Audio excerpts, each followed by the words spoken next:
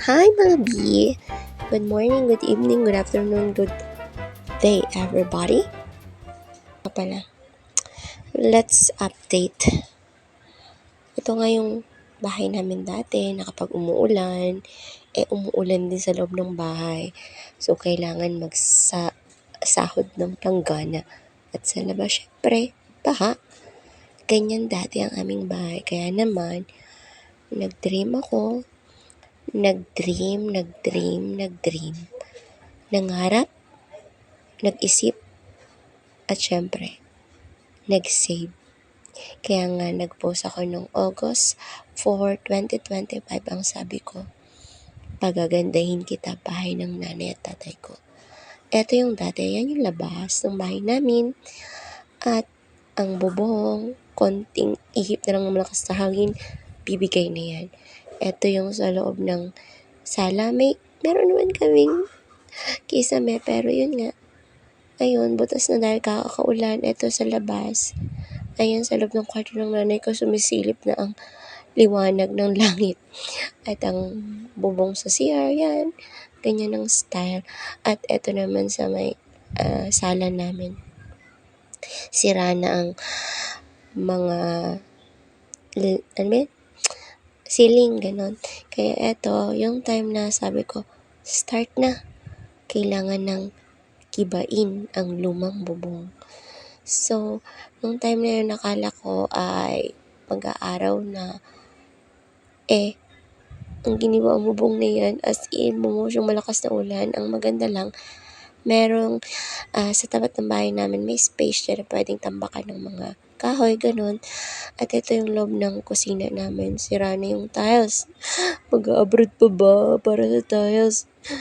Ito naman yung, sira na nga yung ceiling. Ang kisame, sira na lahat, promise. Ayan yung time na wasak na, tinan nyo naman yung wire. Parang mga spaghetti na walang sauce.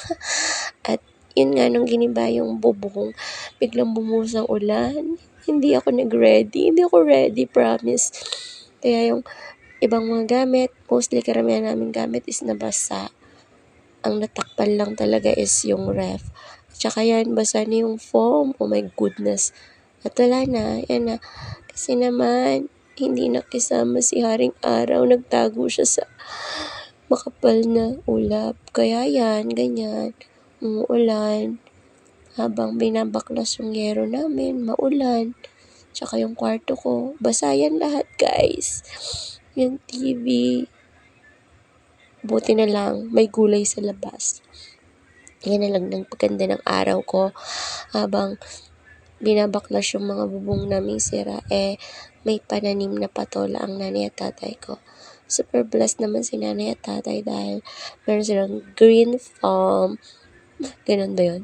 Char, eto pa. Ito na yung time na nakabit na yung bakal. So, akyatin natin ang second floor. Char. Pero actually, ang bahay na to is nakadesign na may pa second floor. Pero dahil wala pa akong milyon, bubong muna. Tsaka na muna yung second floor. At banda-banda doon pa. Baka gawin kong second floor tapos mga kwarto na lang at may rooftop, ganon. Ayan. Nung nakabit na yung mga bakal, nakakabitan ng yero. So, nagantay kasi ako ng 1 week, almost 1 week, para doon sa in-order kong long span na yero. At kaya medyo na-stack up kami dyan. Hindi agad nakabit yung yero. Pero yung mga bakal is nakabit naman na. So, happy na yarn. O, diba? Merong cloudy, merong blue sky. Nakikisama naman paminsan-minsan. Ito na. At yan nga, finish na yung pagkatas ng mabakal, dumating na may yero na kasi na, 6 na yero na. Yung regular size lang. My goodness, kulang ako ng yero kasi yung bubong pala ng pagkakaayos dito is hindi siya sakto. Kaya akala ko sakto siya. Tapos nakita nyo naman yung kulang. So, bumili pa ako dyan ng 1 pirasong yero para yun yung gamitin na pangtapal dun sa hindi na saktong yero. My goodness. Pero, in fairness, maganda ang panahon ngayon.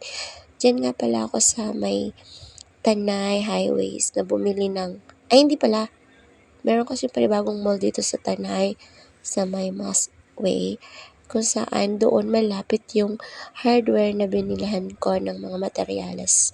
So, mura lang doon sa OCJ.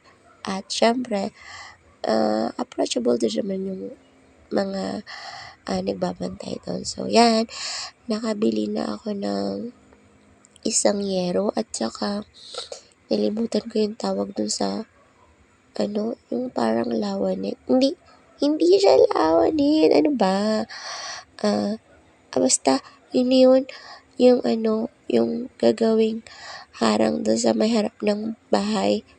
Hindi siya lawanet na, ay, ewan kung anong tawag dyan. Basta yun. At yan, hindi na maaana, hindi din masusunog. So, yan. Ito na pala yung natapos na yung bubong. Ayan, hindi pa kasi ginigiba yung nasa loob ng mga kahoy-kahoy na pinag-anuhan ng ceiling kasi nandun pa yung wire na ewan kung paano bang ginawa ang wire na yan. Ito yun, yung bubong na natapos, diba?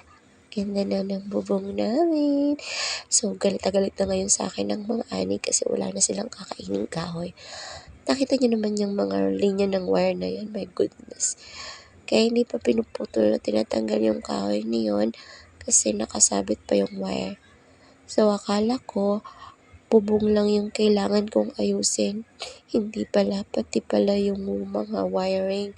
So, eto na nga, natapos na ng tuluyan ng loob ng bahay. Ang mabubong is okay na.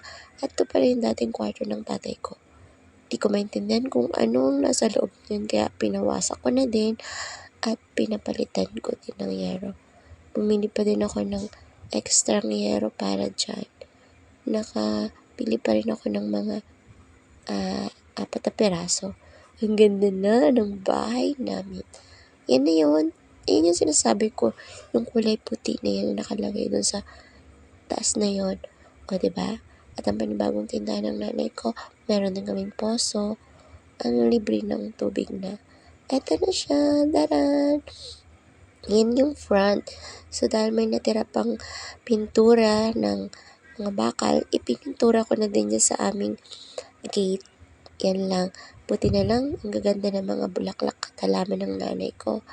At eto na ang pangalawang kabanata.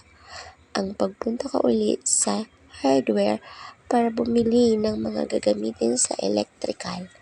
So, dahil medyo malayo-layo, kailangan mag-tricycle. At eto na, pabalik na ako niyan. Nakabili na ako, hindi ako nakapag-video sa hardware. So, eto na yung pabalik, pauwi sa bahay. Nakakatawa lang yung moment na doon na napaka-init. Sunny day, pero cloudy din. Pero kaya susok na sok yung panahon ko dyan, char. At eto na, lakadin natin ang, diba? Nakabili na ako ng mga kailangan. Ito ang irigasyon ng mga magpapalay. Pagpapalay! Yan. Ganyan, mga 20 minutes ang lakad mula dyan hanggang sa bahay namin. Sa highway at sa bahay namin, mga 20 minutes. At yan, my gosh, nakabit na. Ang galing-galing. Meron ng sariling switch at outlet, saksakan ng aming mga kwarto. At ayan na, hindi pa siya masyadong natapos ng bayaw ko. Pero next Sunday, gagawin niya na yan. Nakaka-bless talaga. Thank you, Lord. At eto na nga, ready na mga saksakan. So, kasi nasanay na lang kami na expose extension ng ginagamit. Pero ito na, pack and pack. Thank you, Lord. At after that, yan, sinipag naman ako ng bongga kahapon. Kaya yan, naglampaso na ako ng sahig dahil nga sa sobrang alikabok na naiwan ng mga, kasi nga, kailangan i-grinder yung semento, yung dingding para ikabit yung mga tubo ng kuryente. So, yung alikabok everywhere.